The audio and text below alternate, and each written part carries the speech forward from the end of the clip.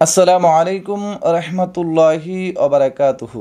সম্মানিত প্রিয় বন্ধুগণ, এখন আমি আপনাদের সামনে রোজা সহি হওয়ার শর্ত, রোজার ফরজ এবং রোজার সুন্নাতসমূহ আপনাদের সামনে উপস্থাপন করছি। রোজা সহি হওয়ার জন্য দুইটি শর্ত রয়েছে। এক নম্বর হচ্ছে নিয়ত করা। যিনি রোজা রাখবেন তিনি অবশ্যই রোজার নিয়ত করতে হবে। যদি রোজার নিয়ত না করেন তাহলে রোজা সহি হবে না, শুদ্ধ হবে না।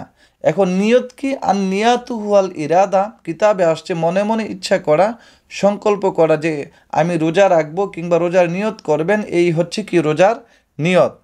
আর দ্বিতীয় নম্বর হচ্ছে মহিলাদের মাসিক এবং নেফাস থেকে পবিত্র থাকা। এই দুইটি শর্ত যদি রোজার মধ্যে পাওয়া যায় তাহলে ইনশাল্লাহ রোজা সহি শুদ্ধ হবে। রোজার ফরজ হচ্ছে দুইটি। এক নম্বর হচ্ছে নিয়ত করা। নিয়ত করা হচ্ছে রোজার ফরজ, এবং পানাহার স্ত্রী সম্ভোগ করা এ জাতীয় কাজ থেকে বিরত থাকতে হবে। অর্থাৎ রোজা অবস্থায় কোনো কিছু পানাহার করা যাবে না, খাওয়া যাবে না, আহার করা যাবে না, এবং স্ত্রীর সাথে যেই দৈহিক সরাসরি শারীরিক সম্পর্ক এটা করা যাবে না। এগুলি থেকে বিরত থাকতে হবে। এই দুইটা হচ্ছে রোজার ফরজ।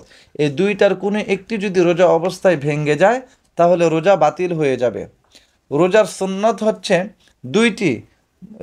এক নম্বর হচ্ছে জলদি ইফতার করা। আমরা কি করি? অনেক সময় ভুল করি যে ইফতারের সময় হয়েছে, আমরা অবহেলা করে বেশি পরহেজগারি দেখিয়ে আমরা কি করি? ইফতার দেরি করি যে অনেক সারাদিন তো রোজা রাখলাম, কিন্তু একটু দেরি হলে কি হবে? না, রোজা যখন শেষ হয়ে যাবে, ইফতারের সময় হবে, দেরি না করে জলদি খুব তাড়াতাড়ি করে ইফতার করে নিতে হবে।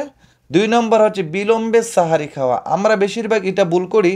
আমরা কি করি? খুব আগে আগে আমরা সাহারি খেয়ে ফেলি। অনেকে সাহারি খেয়ে ঘুমিয়ে যায়, ফজর নামাজ পর্যন্ত পড়ে না। হাদিসে আসছে রাসূল সাল্লাল্লাহু আলাইহি সাল্লাম সাহারি খাইতেন দেরি করে এবং ইফতার করতেন খুব তাড়াতাড়ি করে। আমরা যেন এই আমলগুলি করতে পারি, আল্লাহ যেন তৌফিক দেন। আমিন। আসসালামু আলাইকুম ওয়া রাহমাতুল্লাহি ওয়া বারাকাতুহু।